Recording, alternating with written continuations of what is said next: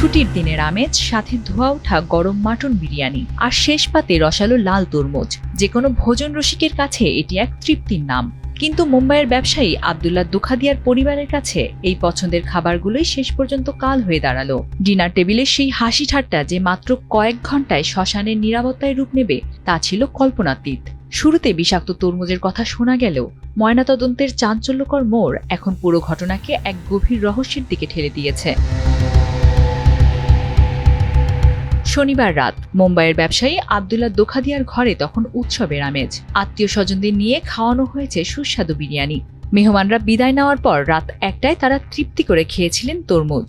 কিন্তু সেই তৃপ্তি কয়েক ঘন্টার ব্যবধানে বিষাদে পরিণত হলো।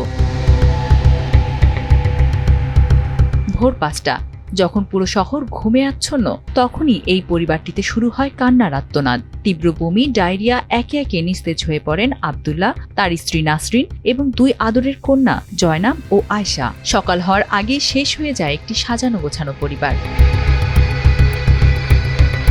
ময়নাতদন্তের টেবিলে যখন 4 জনের দেহ আনা হলো, চমকে উঠলেন অভিজ্ঞ চিকিৎসকরাও। সাধারণ খাদ্যে বিষক্রিয়া হলে শরীরের ভেতরটা যেমনটা দেখা যায়, এটি ছিল তার চেয়ে সম্পূর্ণ আলাদা। মৃতদের মস্তিষ্ক, হৃদযন্ত্র এবং অন্ত্রসহ গুরুত্বপূর্ণ সব অঙ্গ প্রত্যঙ্গ অস্বাভাবিকভাবে সবুজ হয়ে গেছে, যেন কোনো অদৃশ্য বিষ নীল বা সবুজ করে দিয়েছে তাদের ভেতরটা। কিন্তু রহস্যের আসল মোড়টা আসে অন্য জায়গায়। আব্দুল্লাহর শরীরে পাওয়া যায় শক্তিশালী ব্যথানাশক ওষুধ মরফিন। সাধারণ কোনো খাবারের মাধ্যমে মরফিন আসার কথা নয়। তবে এটি কি কোনো পরিকল্পিত হত্যাকাণ্ড, নাকি এর পেছনে লুকিয়ে আছে অন্য কোনো অন্ধকার অধ্যায়? রাজ্যের খাদ্য ও ওষুধ প্রশাসন এরই মধ্যে জানিয়েছেন, তরমুজের মাঝে সরাসরি কোনো বিষক্রিয়া পাওয়া যায়নি। ব্যবসায়িক শত্রুতা নাকি পরিবারের উপর কোনো মানসিক চাপ? ঘটনার পেছনে আসল সত্য জানতে এখন অপেক্ষা কেবল ভিসেরা রিপোর্টের। মুম্বাইয়ের এই রহস্যজনক মৃত্যু কি নিছকই দুর্ঘটনা, নাকি ঠান্ডা মাথার খুন? সেই উত্তরই খুঁজছে এখন গোটা শহর।